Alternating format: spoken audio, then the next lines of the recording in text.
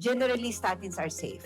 Now, we have negated, tinanggal na po yung wrong information that statin causes increase ng SGPT, SGOT. Hindi na po namin kinoconsider yon because the transaminases now are already test for metabolic function. Ibig sabihin, if you have elevations of your transaminases, SGPT, SGOT, it's due to the metabolic condition. Anong ibig sabihin metabolic condition? Either mataas cholesterol mo or mataas ang sugar mo, may insulin resistance ka or obese ka. So yun dapat i-control mo para yung SGPT mo hindi tumaas.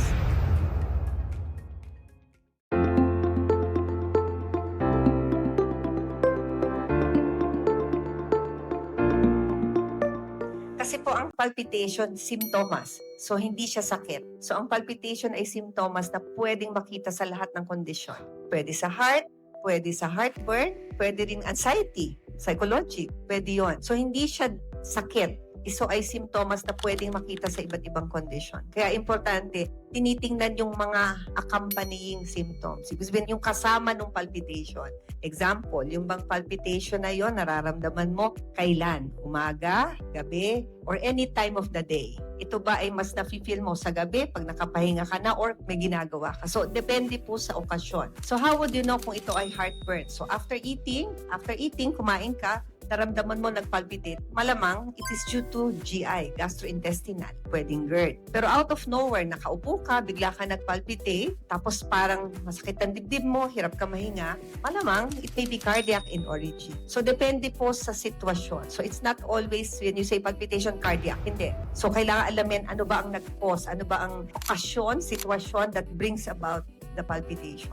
So you need further history, PE, kakausapin ka para malaman mo anong naging dahilan sa ba't nangyari yun. Doktora, siguro mga 20 plus years na po akong umiinom ng statin ko. May nagsasabi ho sa akin, sa sobrang tagal dapat itigil ko na. Saan po ba ako dapat mag-alala dun sa magiging epekto ng pagtigil ko ng statin ko or yung maapektuhan yung ibang organs? So, ang statin po kasi, sabi ko nga, kung ang 20 years ago, ang drug of the century, when you say drug of the century, game changer. Pag sinabing game changer, it saved more than millions of patients. That's statin. This year, it's the era of SGLT2. So, yung mga gamot na yan yung game changer this year. So, ano ibig sabihin ng game changer? It will save you from developing events, cardiac events. So, taking statins 20 years will save you. That's one of the reasons maybe you haven't had any heart attack, you don't have any stroke. Bad effect, I hope you have your laboratories every 3 months, quarterly, twice a year, to check effect. Ano bang usual effect ng statin? Now, if you're chronically on statin, I'm sure never tumaas ang SGPT mo. I'm sure. Okay? Ang mga creatinine, hindi yan tataas. No? Because generally, statins are safe. Now, we have negated, tinanggal na po yung wrong information that statin causes increase ng SGPT, SGOT. Hindi na po namin kinoconsider yon because the transaminases now are already test for metabolic function. Ibig sabihin, if you have elevations of your transaminases, SGPT, SGOT, it's due to the metabolic condition. Anong ibig sabihin metabolic condition? Either mataas cholesterol mo or mataas ang sugar mo, may insulin resistance ka or obese ka.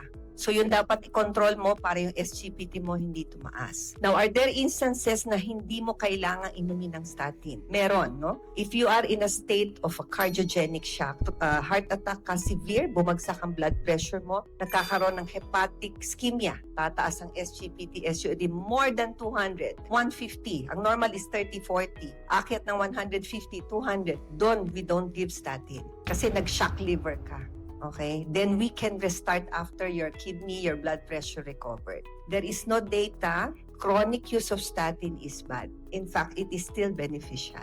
Kaya kung nga sinabi, it's a game changer. It changed the lives. More people survive if you are on statin. Kasi po, osteoporotic na po ako. Natatakot ako mag-take ng calcium.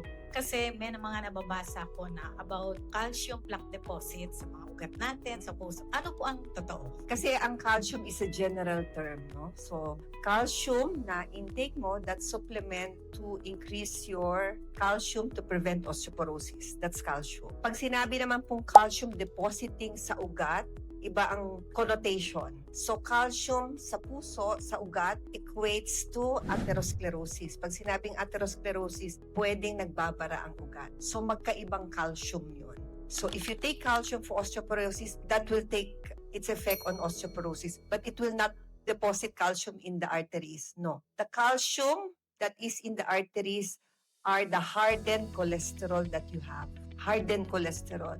Kaya how do you control cholesterol? You take statin. Kaya tumataas ang calcium burden, tumataas ang atherosclerosis, yung pagbabara, dahil sa cholesterol. So when you have a calcified atherosclerosis, ibig sabihin, dumikit na yung cholesterol sa ugat, tumigas. That's why it's called a calcified atherosclerosis or plaque. Pag sinabing plaque, bara.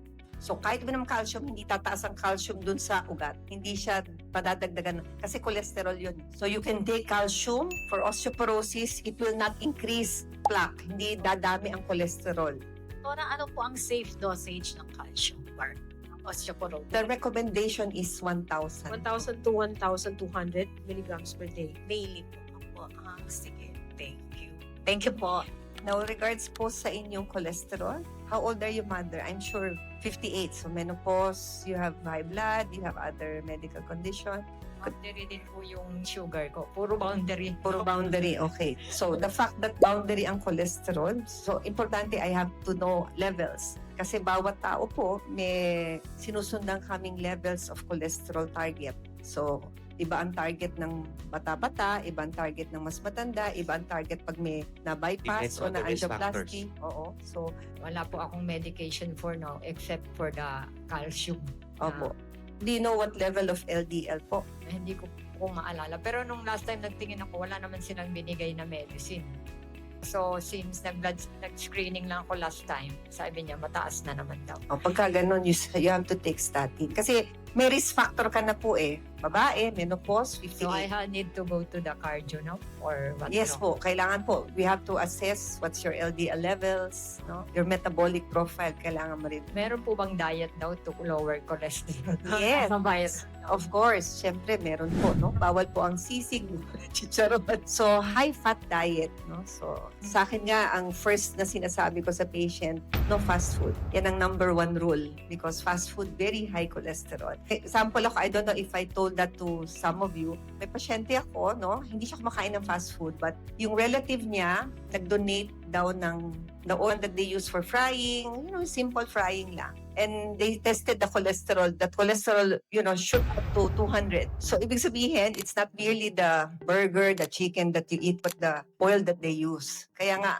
ako, pag doktora mataas cholesterol ko, out muna sa fast food. Out fast food, no? Very high fat. Ano pa, if you look at the priority, no? Ibig sabihin, yung highest cholesterol content ng food, pinggang Pinoy.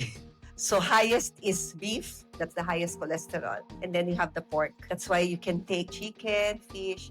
Yun yung marami mong kakainin. Yung nasa pinakababa ng pyramid, which is vegetable and fruits. And then you have fish and then you have chicken. Kanina mo na daanan niyo sa about oil. Kasi sa social media, marami naman. Ano ba talaga yung best oil? Or sabihin na ano yung best, ano yung dapat talaga at hindi dapat talaga sa oil? Kasi marami lumalabas sa social Oo media. nga po eh. Kung ano ba yung talagang oil na advisable? Okay, talagang talaga. Oh, Okay. Thank you. talagang. Opo, olive oil talaga, no? Because olive oil is being used in the Mediterranean diet, no? And studies have shown, no, in the Mediterranean, so those countries from Italy, Spain, longer life kasi high consumption of olive oil. The rest, yun na nga eh. Kaya dapat, you can use olive oil pero hindi naman marami. So you can use it just to pan fry. You don't need to submerge all the food that you take, that you cook in olive oil. Just a whisk of oil. Ganun lang po. If you're asking what's the best oil, it's olive oil. Avocado? Well, avocado oil is good because it has good unsaturated fat. Technically, it should work.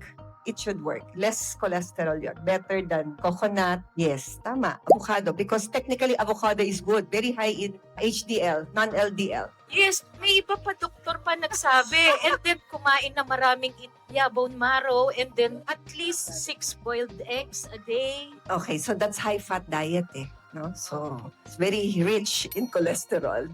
Okay. Yun nga, we were talking about it kung very high amounts of egg, no? So, that's high fat, no? So, kasi ang lagi nilitingnan nila, ay kasi egg do have albumin which is protein, very good for the body. Especially for those who are going to the gym, no? Yung white dun sa egg, okay yon. But the egg has high cholesterol. Now, if you want to eat lots of white, okay lang. But not the red one kasi high cholesterol siya.